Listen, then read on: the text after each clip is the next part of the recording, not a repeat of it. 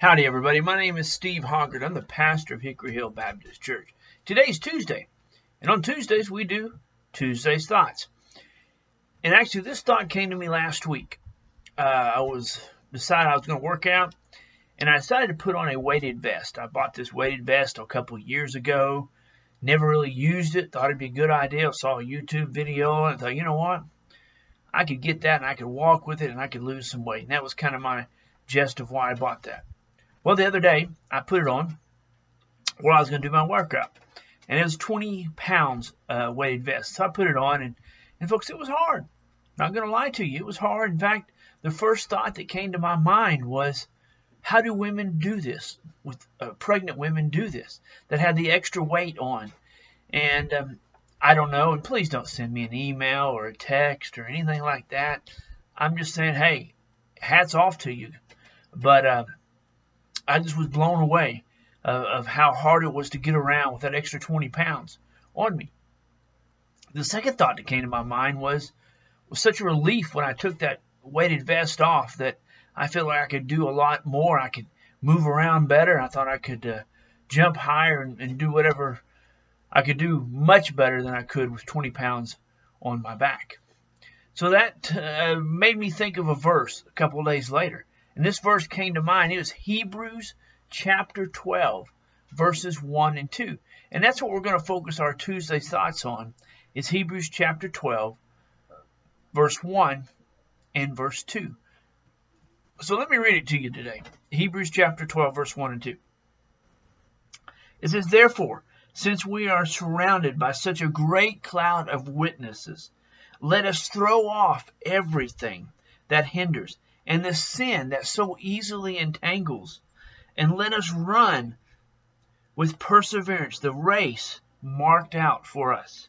Verse 2 says this, "Let us fix our eyes on Jesus, the author and perfecter of our faith, who for the joy set before him endured the cross, scorning its shame, and sat down at the right hand of the throne of God."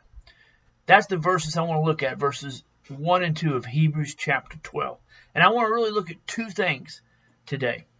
The first thing, I'll get to in just a second, but first I want to kind of get you the context of what's happening. He says, therefore. When he says therefore, he's referring back.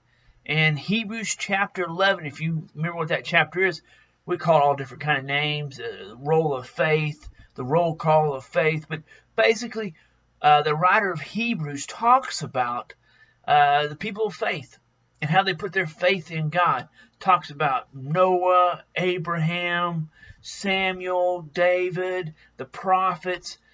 Those people put their faith in the Lord. And so then chapter 12 comes up. Therefore, it refers back to that.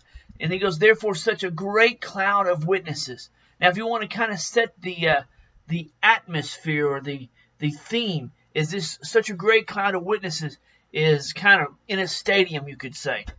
And as they're sitting in a stadium, they're watching the main event going. And that is us living out our faith, as you could say. So you can say they're the great cloud of witnesses standing there and watching.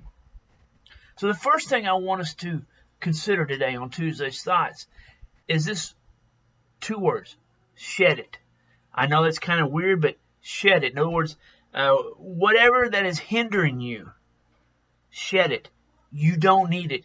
Take it off. Much like that 20-pound weighted vest. When I took it off, I could move around much better than what I once did with that 20 pounds on me. In verse 1, it says, take off everything that hinders you and the sin that so easily entangles you. So what is it that trips you up?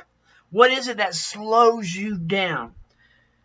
That is what you need to shed. Guys, you and I probably have a sin that easily entangles us, that trips us up all the time.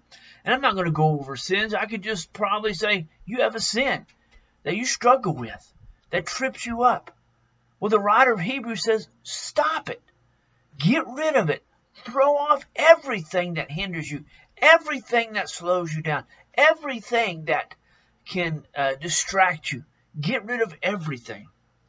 I once read that runners, before they go on to a race, or track stars, before they go on a race, many of them that would run around the track and stretch out and that kind of thing, they would wear a shoe that weighed just a couple ounces more than what their actual track shoe is that they're going to run. And they do that kind of stretching out purpose and that kind of thing.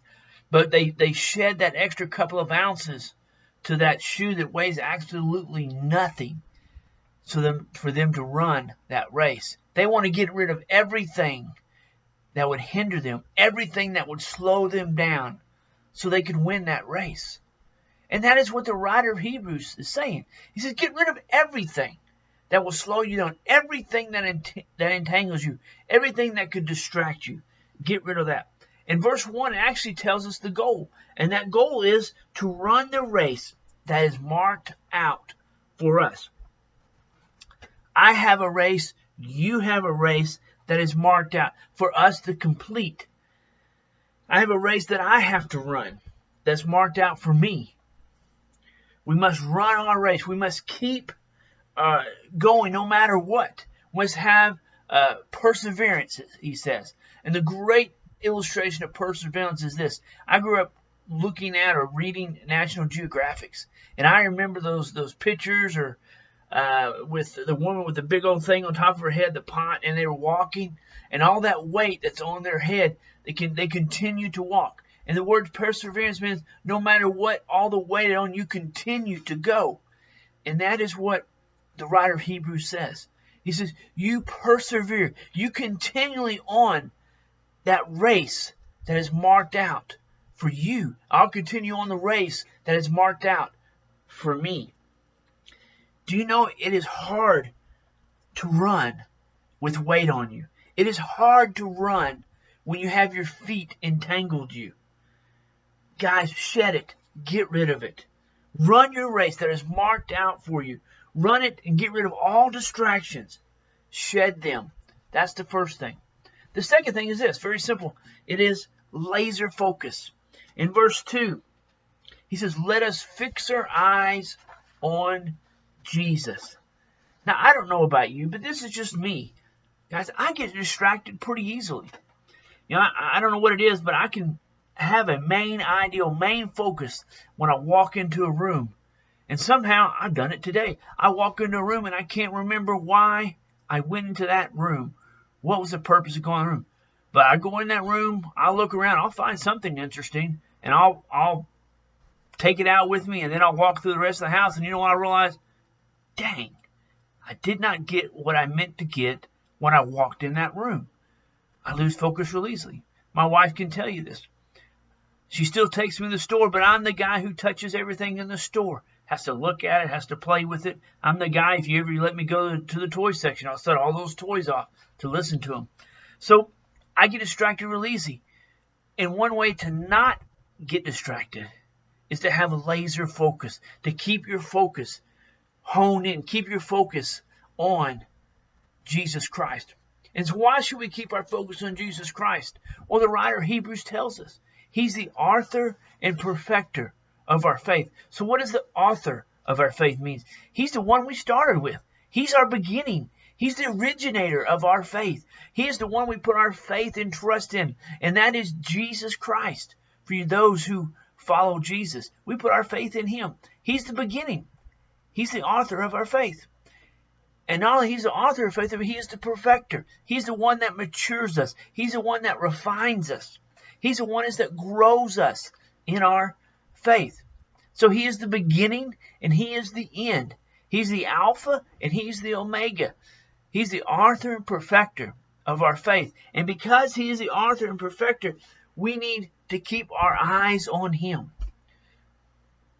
Guys, I have 4 kids, and I have helped teach all 4 of these kids how to drive. And I don't know how many times I have told my kids, keep your eyes on the road. Keep your focus on the road.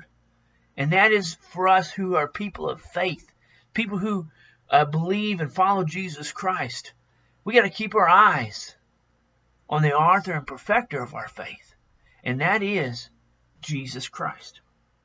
So what is the goal of every believer, of those who follow Jesus Christ? What are our goal?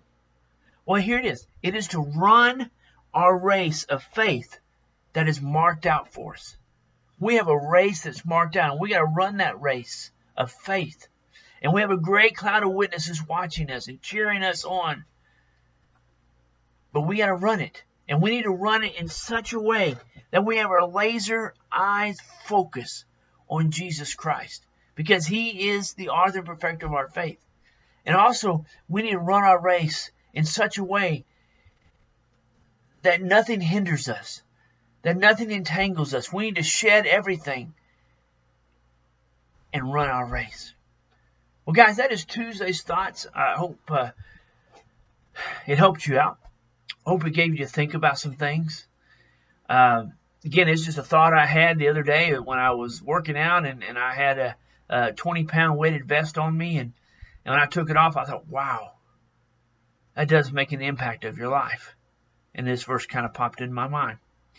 Well, that's Tuesday's Thoughts. Also on Thursday, we'll do our Sunday school lesson. If you want to kind of go ahead and get an early start, and I know you're an overachiever, so we'll be in Romans chapter 14, verses 1 through 12. Again, I love you, and hopefully we'll get back soon to normal. Of course, I don't know what normal will be, but we'll get back, and I'll see you soon.